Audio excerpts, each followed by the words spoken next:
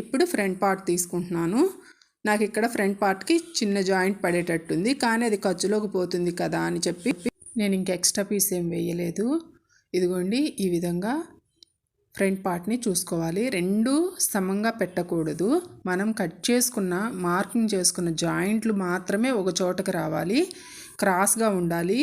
మనం ఇక్కడ కింది పక్క వెడల్పు తక్కువ ఉండాలి, పైకి పెట్టిపోయే కొద్ది వెడల్పు ఎక్కువగా ఉండాలి.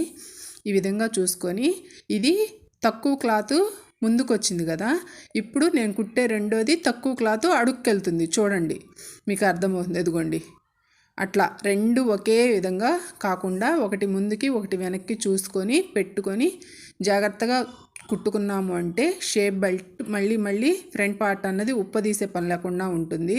నేను కొత్తగా నేర్చుకునేటప్పుడు తెలియక రెండు ఫ్రంట్ పార్ట్లు ఒకే సైడ్కి కుట్టేసుకొని చాలాసార్లు ఉప్పదీసుకునేదాన్ని.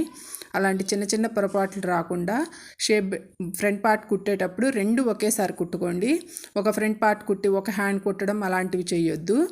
ఇదిగోండి, మూడు డాట్స్ వేసేసుకుంటున్నాను. రెండు డాట్స్ వేయగానే మూడో డాట్స్ ఆటోమేటిక్గా అర్థమైపోతుంది మనకి ఎక్కడ వేయాలి అన్నది. ఈ విధంగా వేసుకొని షేప్ చూసుకుంటున్నాను, రెండు ఒకే హైట్లో వచ్చాయా లేదా అన్న చెక్ చేసుకొని ఇప్పుడు మనం షేప్ బెల్ట్ ముందుగా కుట్టుకున్న దాన్ని అటాచ్ చేసుకోవాలి.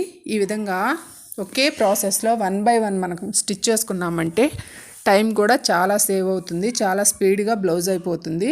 నాకైతే 15 మినిట్స్లో నార్మల్ బ్లౌజ్ కుట్టేస్తాను, 20-25 మినిట్స్లో లైన్ బ్లౌజ్ స్టిచ్ చేస్తాను. మీకైతే ఎంత టైం పడుతుందో కామెంట్ చేయండి.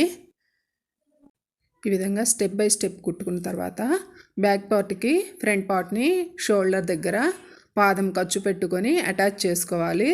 ఇదిగోండి, ఇప్పుడు రెండు ఫ్రంట్ పార్ట్లు అటాచ్ చేసుకొని డబల్ స్టిచ్ వేసుకోవాలి. తర్వాత మనం కుట్టుకున్నవి ఇవి చంకకి రెండు ఒకే కొలత ఉన్నాయా లేవా అన్నది ఫస్ట్ చెక్ చేసుకోవాలి. చెక్ చేసుకొని ఒకే